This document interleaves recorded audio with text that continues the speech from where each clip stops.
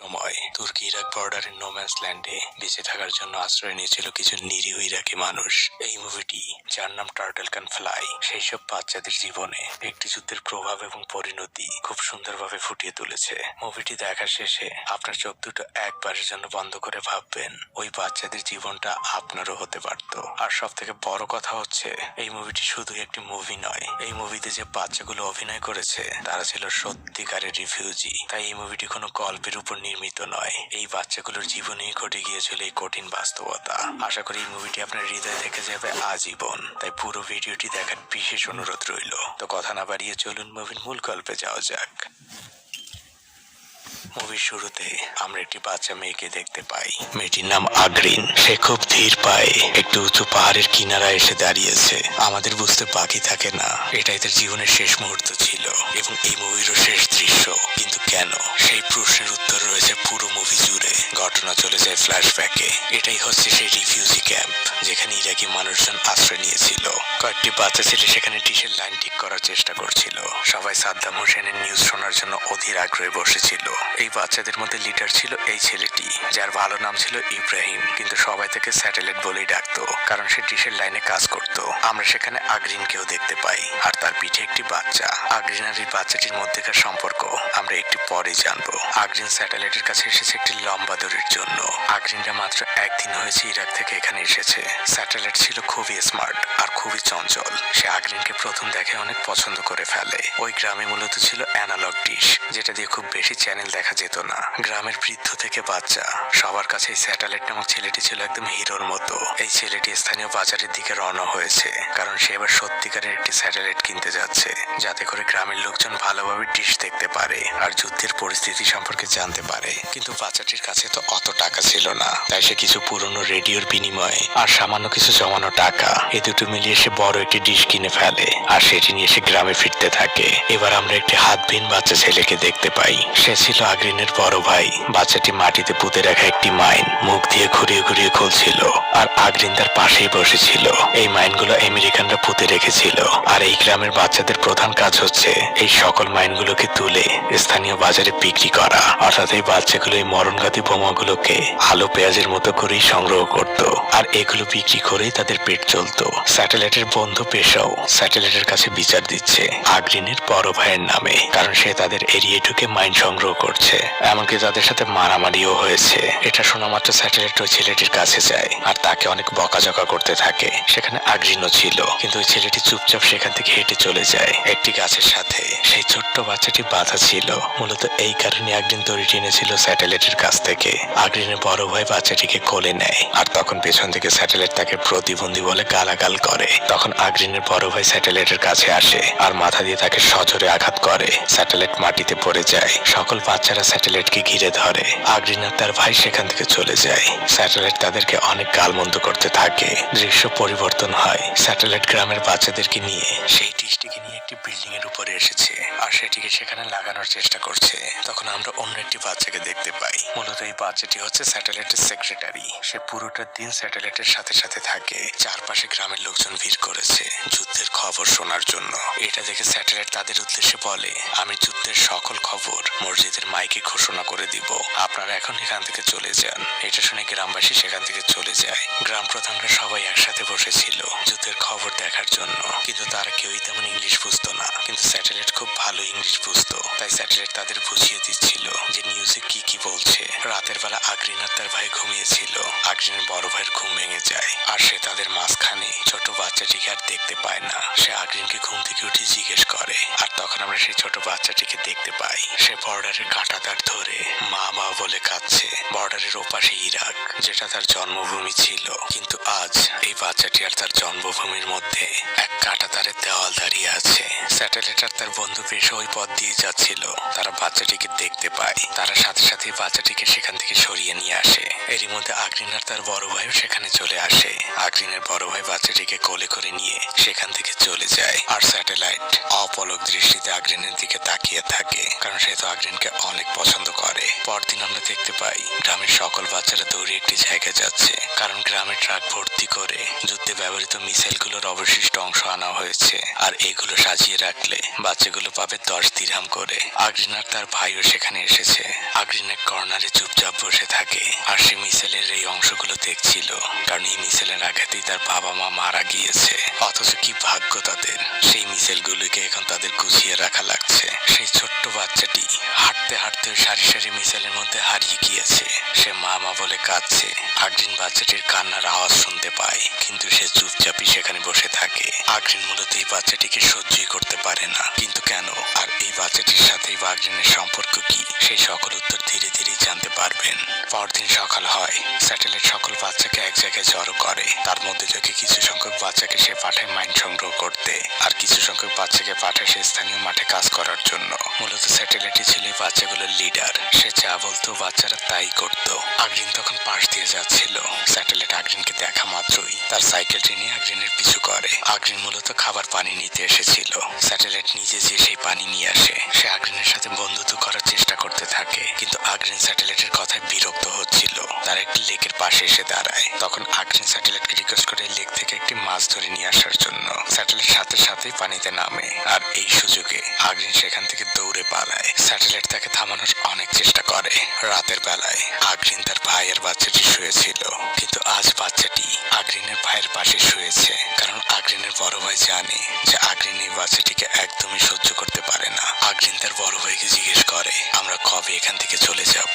আগ্রিনের বড় ভাই আগ্রিনকে উত্তর দেয়, তুমি প্রথমেই বাচ্চাটিকে আপন ভাবতে শুরু করো। আগ্রিন রেগে যেয়ে বলে, এই বাচ্চাটি আমাদের কেউ না। হঠাৎ করে আগ্রিনের দাঁতে ব্যথা ওঠে। তখন আগ্রিনের বড় ভাই আগ্রিনকে কিছু কেরোসিন এনে দেয় আর সেটিকে মুখে দিয়ে রাখতে বলে। আগ্রিন তাই করে, কিন্তু আগ্রিনের বড় ভাই যখন বাচ্চাটিকে তাদের দুজনের মাঝখানে রাখে, তখন আগ্রিনের রাগ উঠে যায়। রাত যখন অনেক গভীর হয়, তখন আগ্রিন সেই কেরোসিনের বোতল আর একটি হেরিকে নিয়ে সেই লেকের কাছে যায়। সে ধীরে ধীরে লেকের পানিতে নামে আর কেরোসিনের বোতল থেকে কেরোসিন চারপাশে ছড়িয়ে দেয়। আগ্রিন আসলে নিজের গায়ে আগুন দিতে যাচ্ছিল, আর তখনই সে কল্পনায় দূরে সেই ছোট বাচ্চাটিকে দেখতে পায়। বাচ্চাটি আগ্রিনকে ডাকছে, বলছে, আপু ফিরে এসো, আমি তোমার সাথেই ঘুমাবো।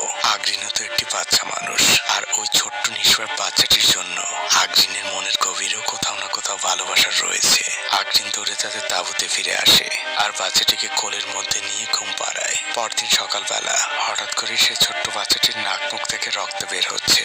আগ্রিনের বড় ভাই বাচ্চাটিকে কোলে করে নিয়ে ছুটে চলেছে ডাক্তারের উদ্দেশ্যে। আগ্রিনও তার পিছু পিছু হাঁটছে। সেই পথ দিয়ে স্যাটেলাইট আর তার বন্ধু যাচ্ছিল। আগ্রিনের ভাইকে দেখে স্যাটেলাইট তাকে সাহায্যের জন্য এগিয়ে যায়। এদিকে আগ্রিন একা হাঁটতে হাঁটতে সেই উঁচু পাহাড়ের কর্নারে এসে দাঁড়িয়েছে। আর আমরা তখন জানতে পারি আগ্রিনের মনের মধ্যে আসলে কি ঘটছে। আগ্রিনরা যে গ্রামে বসবাস করত, সেই গ্রামে স্থানীয় সৈনিকেরা লুটপাট শুরু করেছিল। আর তখন সেখানে থাকা কয়েকজন মিলে আগ্রিনকে তারা শারীরিক নির্যাতন করেছিল। আর যার একজনের বাচ্চা ছিল ওই ছোট্ট বাচ্চাটি, যাকে আগ্রিন আর তার ভাই চুরি করে নিয়ে এসেছে। আর এই কারণে আগ্রিন ওই বাচ্চাটিকে একদমই সহ্য করতে পারে না, কারণ ওই বাচ্চাটির শরীরে যাদের রক্ত বইছে তারা আগ্রিনের জীবনটাকে নষ্ট করে দিয়েছে। অন্যদিকে আমরা আগ্রিনের ভাইকে দেখতে পাই স্যাটেলাইটে সাইকেলে করে তারা যাচ্ছে ডাক্তারের কাছে। সেও চোখ বন্ধ করলে দেখতে পায় যুদ্ধের ভয়াবহ নির্মমতা। যেসব পরিবর্তন হয় আমরা দেখতে পাই স্যাটেলাইট খুব দ্রুত বেগে সাইকেল চালিয়ে গ্রামের দিকে আসছে। স্যাটেলাইট খুবই আতঙ্কিত। সে গ্রামের মসজিদের মাইকে ঘোষণা করে, যুদ্ধ আমাদের খুব কাছাকাছি চলে এসেছে। আমেরিকান সৈন্যরা আমাদের খুব কাছাকাছি, এখন যে কোনো সময় এখানে হামলা হতে পারে। স্যাটেলাইট সবাইকে উঁচু পাহাড়ের দিকে যেতে বলে। লোকজন আতঙ্কিত হয়ে উঁচু পাহাড়ের দিকে ছুটতে থাকে। সবাই পাহাড়ের এক জায়গায় জড়ো হয়, কিন্তু আগ্রিন তার ভাই এবং ওই বাচ্চাটি সেখানে যায় না। তারা নিচেই চুপচাপ বসে থাকে। স্যাটেলাইট তাদের কাছে আসে আর তাদের না যাওয়ার কারণ জিজ্ঞেস করে, কিন্তু আগ্রিনের বড় ভাই বরাবরের মধ্যে চুপ করে থাকে। তখন ছোট্ট বাচ্চাটি তার কাছে থাকা দুটি কচ্ছপ ছানাকে নিয়ে খেলছিল, আর সেখানে জমে থাকা অল্প একটু পানির মধ্যে সেই কচ্ছপ ছানা দুটোকে ছেড়ে দেয়। এরই মধ্যে দুটো হেলিকপ্টার সেখানে চলে আসে। হেলিকপ্টার দুটি থেকে পাহাড়ের উপর দাঁড়িয়ে থাকা লোকজনের জনগণের উদ্দেশ্যে লিফলেট বিতরণ করা হচ্ছিল। সেই লিফলেটে সাদ্দাম হোসেন সবাইকে যুদ্ধের জন্য আহ্বান জানিয়েছে। গ্রামের বাচ্চাগুলোর মাথায় এখন যুদ্ধ ঢুকে গিয়েছে, তারাও যুদ্ধের প্রস্তুতি নিচ্ছে। তাই স্যাটেলাইট যায় স্থানীয় অস্ত্রের বাজারে। সেখানে সে গিয়েছে একটি ভারী অস্ত্র কেনার জন্য, যাতে করে সে তার গ্রামকে রক্ষা করতে পারে। কিন্তু বাচ্চাটির কাছে তো আর অস্ত্র কেনার মতো টাকা ছিল না। তাই সে তার কাছে থাকা মাইনগুলো দোকানদারকে দেয়, আর তার বিনিময়ে সে একটি ভারী মেশিন গান নেয়, আর সেগুলোকে নিয়ে তার গ্রামে ফিরতে শুরু করে। রাতের বেলায় আগ্রিন, তার ভাই আর ওই বাচ্চাটি রাতের খাবার খাচ্ছিল। আগ্রিন তার ভাইকে জিজ্ঞেস করে, আমরা এখান থেকে কবে চলে যাচ্ছি? আগ্রিনের ভাই তাকে উত্তর দেয়, বাচ্চাটি সুস্থ আর 2-1 দিনের মধ্যেই আমরা এখান থেকে চলে যাব। আগ্রিন বলে, এই বাচ্চাটি আমাদের সাথে যাবে না, ও গেলে আমি তোমার সাথে যাব না, আমি একাই এখান থেকে চলে যাব। আগ্রিনের বড় ভাই বলে, আমি এইটুকু বাচ্চাকে একা রেখে কোথাও যাচ্ছি না। মূলত আগ্রিন এই বাচ্চাটিকে যতবার দেখে ততবারই তার মনে পড়ে যায় সেই রাতের কথা। আগ্রিন তার ভাইয়ের উপর রাগ করে যে শুয়ে থাকে। পরদিন কুয়াশাচ্ছন্ন ভোরবেলায় আগ্রিন সেই বাচ্চাটিকে পিঠে করে নিয়ে বাইরে বের হয়। বাচ্চাটি আগ্রিনের পিঠেই ঘুমিয়ে আছে, এখনো তার ঘুম ভাঙেনি। আগ্রিন বাচ্চাটিকে নিয়ে হাঁটতে হাঁটতে একটি উঁচু পাহাড়ের উপরে এসে দাঁড়িয়েছে। সে পিঠ থেকে বাচ্চাটিকে নামায়। বাচ্চাটি তখনও ঘুমিয়েছিল। আগ্রিন বাচ্চাটির পায়ে একটি দড়ি বাঁধে, আর অন্য একটি দড়ি একটি গাছের সাথে বাঁধে। এতক্ষণে বাচ্চাটির ঘুম ভেঙে গিয়েছে। সে চুপচাপি পাথরের সাথে হেলান দিয়ে বসে আছে। আগ্রিন বাচ্চাটির কাছে যায় আর তাকে শেষবারের মতো আদর করে। বাচ্চাটিও আগ্রিনকে আদর করে দেয়, কিন্তু বাচ্চাটি বুঝতে পারছে না আগ্রিন তাকে এখানে রেখে চিরদিনের জন্য চলে যাচ্ছে। আগ্রিন এবার বাচ্চাটিকে রেখে হাঁটতে শুরু করে। বাচ্চাটি উঠে দাঁড়ায়। সে আগ্রিনকে ডাকতে থাকে, কিন্তু আগ্রিন তার ডাকের কোনো উত্তর দেয় না। আগ্রিন ধীরে ধীরে কুয়াশার মধ্যে হারিয়ে যেতে থাকে। বাচ্চাটি এবার কাঁদতে শুরু করেছে। সে মা মা বলে কাঁদছে। সে আগ্রিনকেও ডাকছে, কিন্তু তার সেই ডাকের উত্তর আর কেউ দেয় না। ছোট্ট মানুষটির পায়ে দড়ি বাঁধা, তাই সে হাঁটতেও পারছে না। বাচ্চাটি এবার চিৎকার করে কাঁদতে থাকে। দৃশ্য পরিবর্তন হয়। স্যাটেলাইট গ্রামের অন্যান্য বাচ্চাদেরকে যুদ্ধের প্রশিক্ষণ দিচ্ছিল। তারা যুদ্ধের জন্য শেল্টার বানাচ্ছিল। তখন গ্রামের একমাত্র শিক্ষকও সেখানে আসে, যে এই বাচ্চাদেরকে পড়াতো। সে পড়ার জন্য সবাইকে ডাকে, কিন্তু কেউই আসতে রাজি না। স্যাটেলাইট তখন শিক্ষকের উদ্দেশ্যে বলে, স্যার, এখন অঙ্ক শেখার থেকে অস্ত্র চালানো শেখাটা বেশি প্রয়োজন। এরই মধ্যে সেখানে গ্রামের অন্য একটি ছেলে চলে আসে। সে স্যাটেলাইটকে ওই ছোট্ট বাচ্চাটির সম্পর্কে বলে, কারণ বাচ্চাটিকে আগ্রিন একটি মাইন ভর্তি জমির মধ্যে রেখে এসেছিল। এটা শোনা মাত্রই স্যাটেলাইট এবং অন্যান্য বাচ্চারা দৌড়ে সেখানে চলে যায়। বাচ্চাটি যেখানে দাঁড়িয়েছিল তার চারপাশে ছিল অসংখ্য মাইন। স্যাটেলাইট বাচ্চাটিকে হাতের ইশারে বুঝাতে থাকে কোনো রকমের নড়াচড়া না করতে, কিন্তু ওইটুকু বাচ্চার কতই বা বোঝে।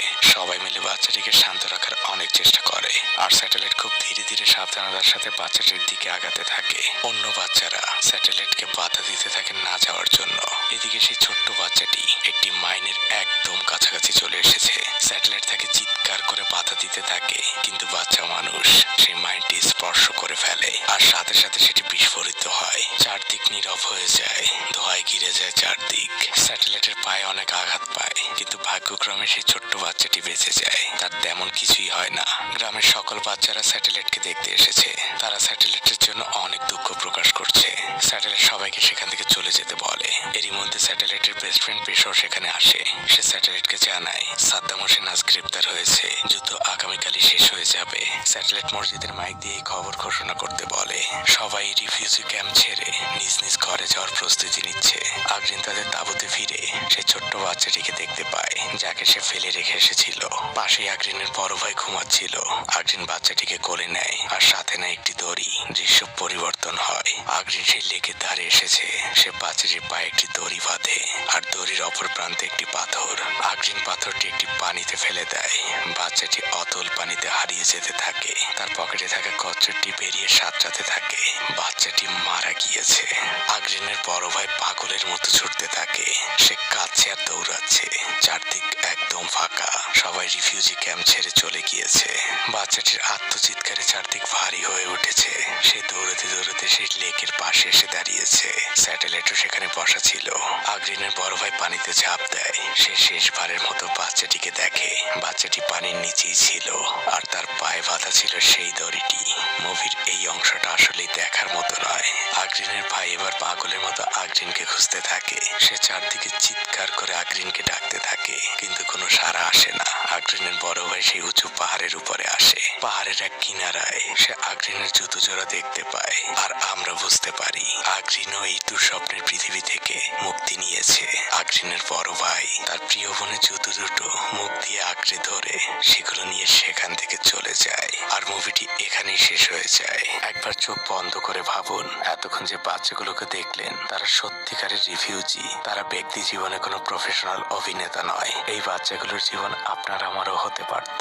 এমন হাজারো ইরাকি, সিরিয়া বা ফিলিস্তিনের বাচ্চারা যুদ্ধের দুঃস্বপ্নময় স্মৃতি নিয়ে হয়তোবা মারা গিয়েছে, নয়তোবা পৃথিবীর কোনো এক কোণে এখনো বেঁচে আছে। দোয়া রইল তাদের প্রতি। এই মুভি নিয়ে আমার আর কিছুই বলার নেই। আপনাদের কেমন লাগলো মুভিটি তা আমাকে অবশ্যই কমেন্ট করে জানাবেন।